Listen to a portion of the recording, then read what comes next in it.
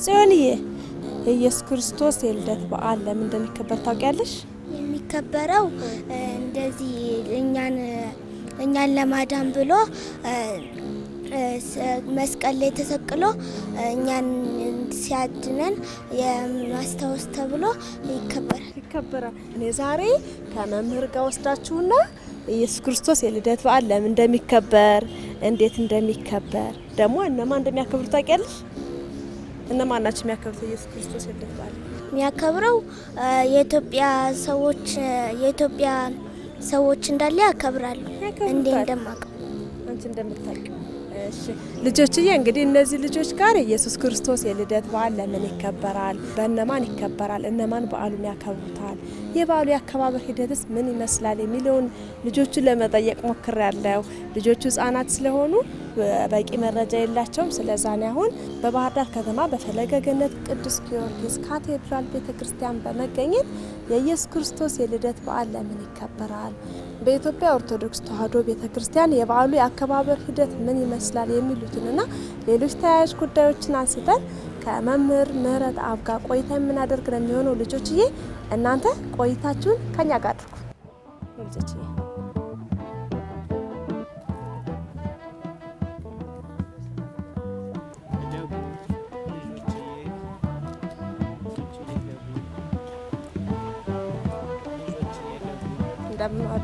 ተቀመጡ። ልጆችዬ ተቀመጡ። መምህር በድጋሚ እንኳን ደህና ቆዩን። እንኳን ሰላም ቆዩን። እነዚህ ልጆችን እንግዲህ ይዤ መጥቻለሁና የኢየሱስ ክርስቶስ የልደት በዓል በደመቀ ሁኔታ ይከበራልና ይህ በዓል ለማን ያከብሩታል? በዓሉስ ለምንድን ነው የሚከበረው? የአከባበር ሂደቱ ምን ይመስላል? የሚለውን በተወሰነ መልኩ ልጆቹ ለመጠየቅ ሞክሬያለሁ። ያው ህጻናት ስለሆኑ በቂ መረጃ የላቸውምና እርስዎ ይሄን ነገር ለልጆች እንዲነግሩልን ነው የመጣ ነውና በቅድሚያ እንተዋወቅ። አብዬ ማነው ስም? እስኪ እንተዋወቅ። አብርሃም አስቻለው ነው። የት ነው የምትማር? ስተኛ ክፍል ነህ? ስተኛ ክፍል ነህ? ሁለተኛ ኬጂቱ። ጎበዝ አብርሃም ጎበዝ። ስሜ ቅዱስ ጌታቸው እባላለሁ። ክፍሌ አንደኛ ኤ። ስሜ ጽዮን አስቻለው ይባላል። ክፍሌ 4ኛ ኤ ክፍል ነው። መማሩ ደግሞ ቤዛ ብዙኃን ስኩል። ልጆች ስማችሁን ስላስተዋወቃችሁኝ እጅግ አመሰግናለሁ።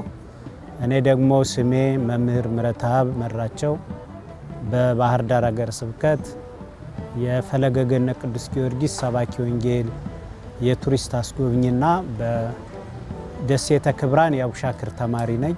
መምህር ፈቃደኛ ስለሆኑ በድጋሚ ከልብ አመሰግናለሁ። የኢየሱስ ክርስቶስ የልደት በዓል ለምንድን ነው የምናከብረው በሚለው እንጀምር። ቤተ ክርስቲያናችን ለምንድን ነው የምታከብረው ሲባል ለምስጋና፣ ለመታሰቢያ ስላደረክልን ብላ ታከብረዋለች። የምታከብረው ሁልጊዜም በየዓመቱ ታኅሳስ 29 ቀን ጌታችን ኢየሱስ ክርስቶስ ከሰማየ ሰማያት ወርዶ ከድንግል ማርያም ተወልዶ ሰውን ለማዳን ሰውን የሆነበት እለት ነው። ኢየሱስ ክርስቶስ የተወለደ ሲባል የተወለደው በኢየሩሳሌም በቤተልሔም፣ የተወለደው በግርግም ቦታ ነው። ግርግም የሚባል የከብቶች ማደሪያ። ለምንድን ነው በግርግም በዋሻ በጫካ የተወለደ ሲባል አዳም የት ነህ ሲባል ጫካ ነበረ።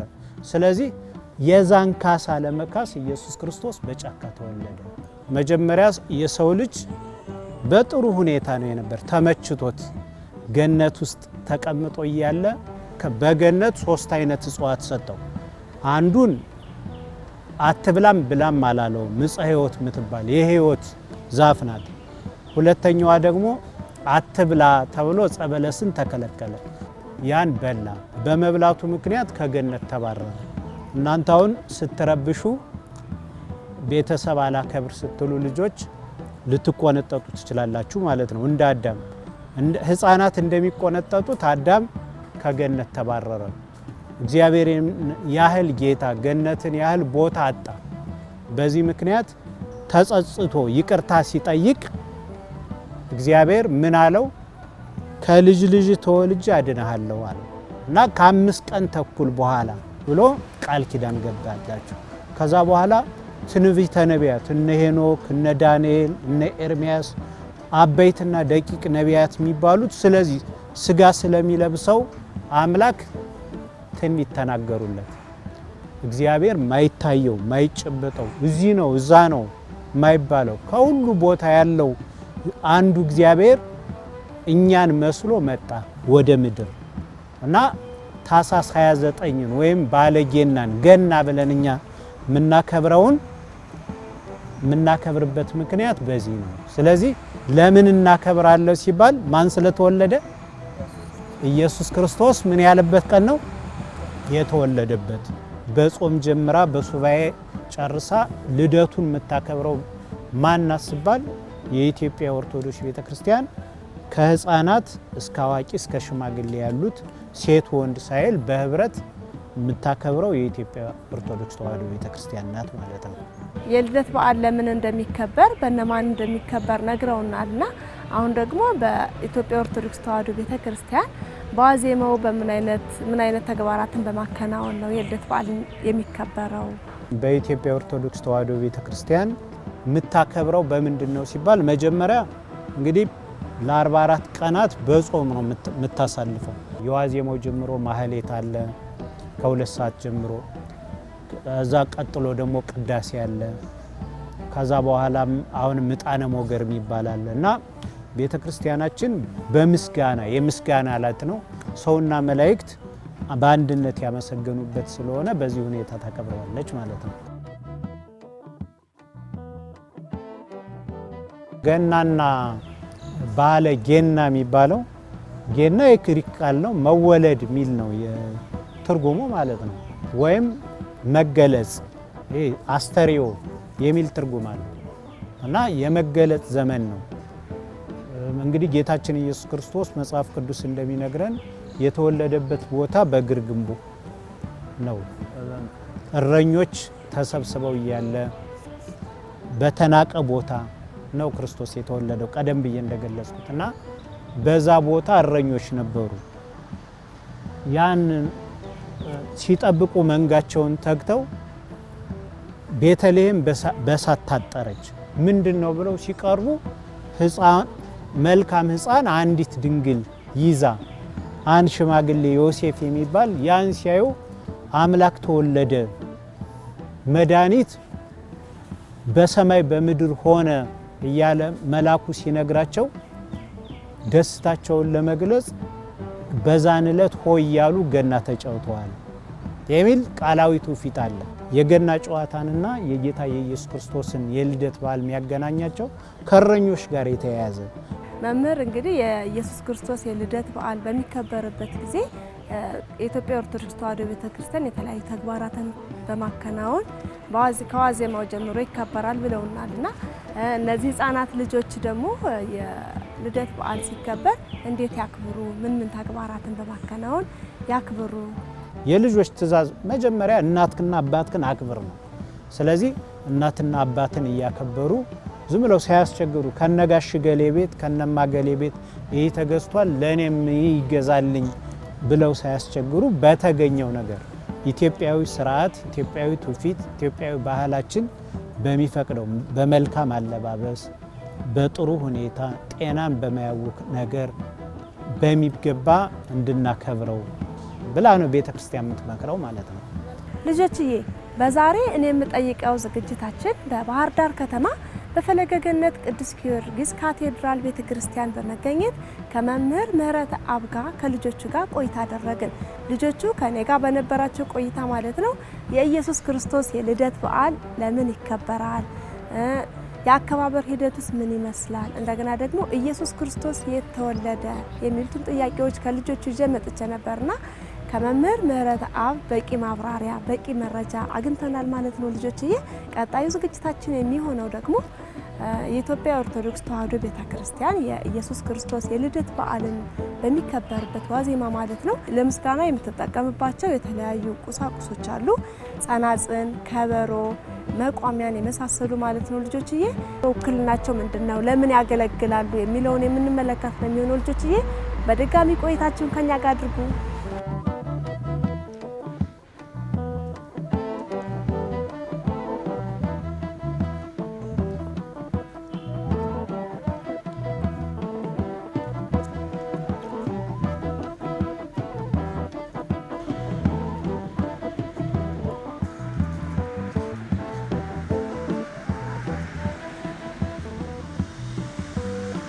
ልጆች አሁን ያለነው በንዋያተ ቅድሳት መሸጫ ውስጥ ነው።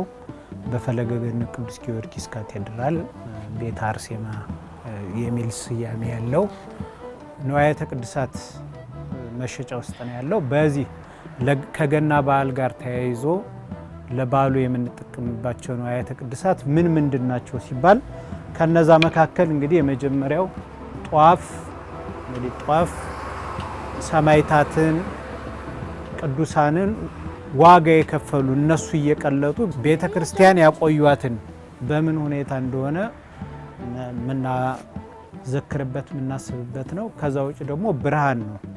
ብርሃን እንግዲህ ክርስቶስ ነው። የክርስቶስ ምሳሌ መሆኑን የምናይበት ነው። አንዱን እሱ እንጠቀማለን። ሁለተኛ በዛን ዕለት እንግዲህ ቤተ ክርስቲያን በመስዋዕትነት የዕጣን መስዋዕት ታቀርባለች። አንዱ ይሄ ነው። ልጆችዬ የምንጠቀምበት ለምንድን ነው? ለማዕጠንት ለክርስቶስ መዓዛ ጸሎታችን የሚያደርገው በዚህ ዙፋንነት ነው። ስለዚህ ቤተ ክርስቲያን መጽሐፍ ቅዱስን መነሻ አድርጋ ታጥናለች። እዚህ የምታዩቸው ደግሞ አልባሳት የራሳቸው ትርጉም አላቸው የእያንዳንዱ። ይሄ መንዲል ይባላል። ይሄ ላንቃ፣ ይሄኛው መንዲል እየተባለ የሚከፈል ነው። የተለያየ አይነት እኒ ደግሞ ካባዎች አባቶች ለክብር የሚለብሱት። እንግዲህ እነዚህን የምንጠቀማቸው ለቅዳሴ አገልግሎት፣ ይሄኛው አገልግሎቱ ወንጌል ለማስተማር ትምህርት ለመስበክ፣ በቅዳሴ ወቅት የምንጠቀምባቸው ምሳሌ የገና ተባርኮ በሜሮን ተከብሮ ሊቀ ጳጳሱ አክብረውት ለውጠውት ነው የሚቀደስ እንጂ ሂዶ አይቀደስበትም። አዲስ ነው ተብሎ ሌላው እንግዲህ የገና ዋዜማ ጀምሮ ሌሊቱን በሙሉ ቅዳሴ እስኪገባ በኋላም ደግሞ ጣነ ሞገር የሚባለው የሚከበርበት በእነዚህ ንዋያተ ቅድሳት ነው። የቅዱስ ያሬድ 3 አይነት ንዋያተ ቅድሳት አሉት ልጆችዬ። ማን ማን ናቸው ሲባል መጀመሪያ ከበሮ፣ ሁለተኛ መቋሚያ፣ ሶስተኛ ደግሞ ጸናጽል ይባላል። እነዚህ ንዋያተ ቅድሳት እነዚህ ንዋያት ቅዱስ ያሬድ የመሰረታቸው ናቸው። ሁሉም ምሳሌ ያላቸው ትንንሽ እንደው እንዲገባችሁ ለማሳየት ይሄ ለምን ሰፊ ሆነ፣ ለምን ይሄ ጠባብ ሆነ። አሁን ይሄን ስንመታው ድምፁ ሌላ ነው፣ እችኛዋ ስትመታ ድምጿ ሌላ ነው። ይሄኛው ክርስትናን በዓለም አቀፍ ደረጃ ክርስትና ዓለም አቀፍ መሆኑ ነው። ይሄ ደግሞ ይታያቸዋል። ይሄ ግርፋቱ የክርስቶስ ለእኔ ስትል ክርስቶስ ተገረፍክልኝ፣ ተደፈደብክልኝ ቁስሉን ለማስታወስ ነው። ይሄ ደግሞ እንዲህ ስናስገባው በዚህ ነው። በኋላችን ከበሮ የሚመታው ለምንድን ነው ሲባል መዝሙሩን ለማድመቅ ብቻ አይደለም። ክርስቶስ ስለኛ እንዲህ ተደበደበ፣ ስለዚህ ክርስቶስ ለኛ ተገረፈ፣ አጥንቱ እስኪቆጠር እንደዚህ አበጠ ሰውነቱ ለማለት ቤተ ክርስቲያን ከበሮ ይመታል ማለት ነው። ግልጽ ነው ልጆች? ሁለተኛው የቅዱስ ያሬድ መሳሪያ የሆነ መቋሚያ። አሁን መቋሚያ ከብር ይሰራል፣ ከወርቅ ይሰራል፣ ከነሐስ ይሰራል፣ ከእንጨት ይሰራል። የእያንዳንዱ ትርጉም አላቸው። ማንን እናስታውስበታለን? ስለኛ ብሎ የተሰዋውን የእግዚአብሔርን በግ ኢየሱስ ክርስቶስን ያ የተወለደውን እናስታውስበታለን ማለት ነው። ሁለተኛ ይሄ በትረ ሙሴ ይባላል። ሙሴ ባህሩን ሲመታው ልጆችዬ ባህሩ ከሁለት ተከፈለ። ያኔ እስራኤላውያን አለፉ። በሙሴ በትር እንዳለፍ በክርስቶስ ሞት የመስቀሉ ምሳሌ ይሆናል ማለት ነው። በክርስቶስ መስቀል ሞት ባህር እንደተከፈል ነው ለማወቅ ቤተ ክርስቲያናችን ይህን መቋሚያ ትጠቀምበታለች እንጂ ለማረፊያ ለመደገፊያ እንዳይደለ እንድትረዱት ለማለት ነው። ሶስተኛው የቅዱስ ያሬድ መሳሪያ ጸናጽል ይባላል። ጸናጽል ከብር ከወርቅ ከነሐስ ይሰራል። ይህ ከነሐስ የተሰራ ነው። 3 ክፍል አለው። እነዚህ ቀጭኖቹ 1 2 3 ይሄኛው መጨበጫው 1 ይሄ ሶስቱ የእግዚአብሔርን ሶስትነት እግዚአብሔር በስም እግዚአብሔር አብ እግዚአብሔር ወልድ እግዚአብሔር መንፈስ ቅዱስ በአካል ሶስትነት የምናስረዳበት በግብር ሶስትነቱ ወላዲ ተወላዲ ሰራጺ ብለን እሱን እንሰራለን ማለት ነው፣ እንገልጻለን። አንድ መሆኑ ደግሞ አንዱ እግዚአብሔር 3 ስም አለው። ማን ይባላል? እግዚአብሔር አብ እግዚአብሔር ወልድ እግዚአብሔር መንፈስ ቅዱስ ብለን እንደምንገልጸው ያለ ማስረዳት። እቺ መስቀሏ ክርስቶስ ዋጋ የከፈለበት እነዚህ ሁለት ደግሞ ሲተነተኑ ሁለቱ ፍቅረ ቢጽና ፍቅረ ጸብ ትእዛዛት 10ቱ ትእዛዛት ሲጨመቁ ሁለት ናቸው። እግዚአብሔርን ፍራ ክብር፣ ሰውን አክብር ፍራ ነው። በቃ ሁለቱ ትእዛዛት ፍቅረ እግዚአብሔርና ፍቅረ ቢጽ የሚባሉትን ይወክላል። ሳንቲሞቹ ብዙ ጊዜ 5 ናቸው። አምስቶቹ የአምስቱ አዕማደ ምስጢር ምሳሌ ናቸው። ስለዚህ ሁሉም ቤተ ክርስቲያን ውስጥ ምሳሌ የሌለው የለም እና ክርስቶስን እንደዚህ ታች ላይ ሲያደርጉት ያንገላቱትን አንዱ ሲጎትተው፣ አንዱ ሲገፋው፣ አንዱ ሲጥለው ያን የምናስብበት ክርስቶስ ዋጋ የከፈለበት ንዋያተ ቅድሳት በመዝሙር ቤተ ክርስቲያን ከምታገለግልበት መካከል የመጀመሪያው ከበሮ፣ ሁለተኛው መቋሚያ፣ ሶስተኛው ጸናጽል። ጸናጽል ብዙ በማህሌት ደረጃ ብዙ አይነት አጠቃቀም አለው።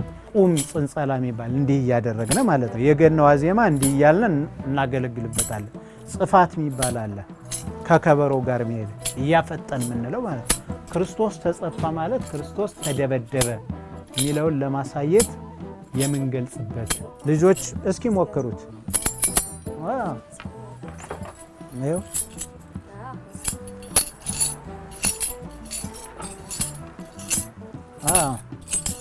እና መንፈሳዊ የአገልግሎት መሳሪያ ነው። ንዋያተ ቅድሳት ነው። የተመሰገኑ የተከበሩ ለክርስቶስ መስዋዕትነት የሚቀርቡ ምን ከብርባቸው ማዕጠንት ከጣኑ ጋር መስዋዕት ለእግዚአብሔር የሚቀርብበት ይህ ጽንሐ ይባላል። ጽንሐ ማለት ማሻተቻ ማጠኛ ማለት ነው። ይህም የሚወክለው ነገር አለ። ይህ እዚህ ውስጥ የእመቤታችን የማህፀኗ ምሳሌ ነው። እሳት ይቀመጥበታል። እመቤታችን እሳቱን እዚህ ስናስገባበት እንደማይቃጠለው እመቤታችንም መለኮት ሲዋሃዳት አልተቃጠለችም። ይህ ይወጣል ይወርዳል። በመለኮቱ መውጣት መውረድ የሌለበት ጌታ ለእኛ ሲል ወረደ አረገ እያል ስለዚህ የገና በዓል ሲከበር ለዚህ አደረሰን ተመስገን እግዚአብሔር እያለች የዕጣን መስዋዕት ለእግዚአብሔር የምታቀርብበት ቅዱስ ዕቃ ነው ማለት ነው። መስቀል በቤተ ክርስቲያናችን የታወቀ 3 አይነት መስቀል አለ።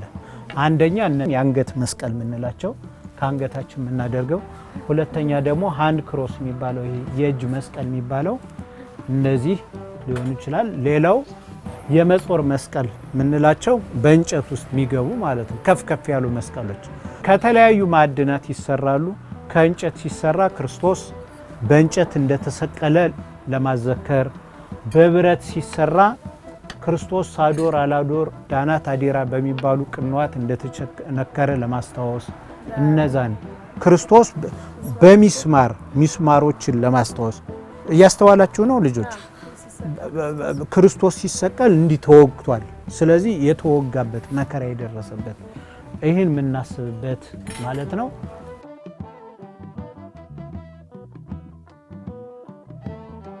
ልጆች ማወቅ ያለባችሁ ንዋያተ ቅድሳት የሚሸጡት በምንድን ነው ሲባል በንዋያተ ቅድሳት መሸጫ። ሁለተኛ ደግሞ ንዋያተ ቅድሳት የምንጠቀመው የት ነው ሲባል ቤተ ክርስቲያን። ለዓለማዊ ነገር አንጠቀምበትም። የምንጠቀመው ማንን ለማመስገን ነው? እግዚአብሔርን ለማመስገን እንጠቀምበታለን ማለት። ልጆችዬ ስለ ንዋየ ቅድሳት ያደረግኩላችሁ ገለጻ የነበረን ቆይታ ይህን ይመስላል። በጽሙና በትዕግስት ስላዳመጣችሁኝ እጅግ አመሰግናለሁ። እናመሰግናለን መምህር። ልጆችዬ በዛሬ እኔ የምጠይቀው ዝግጅታችን የኢየሱስ ክርስቶስ የልደት በዓል ለምን ይከበራል፣ በዓሉንስ እነማን ያከብራሉ የሚሉትን ጥያቄዎች ከመምህር ምህረት አብ ጋር አብረን ቆይታ በማድረግ ምላሽ አግኝተናል። ከዛ በመቀጠል ደግሞ የኢየሱስ ክርስቶስ የልደት በዓል በሚከበርበት የኢትዮጵያ ኦርቶዶክስ ተዋሕዶ ቤተክርስቲያን የምትጠቀማቸው ቁሳቁሶች የሚገኙበት ቦታ በመሄድ ቆይታ አደረግን። ልጆችዬ የዛሬውን እኔ የምጠይቀው ዝግጅታችንን ስለጨርሰናል።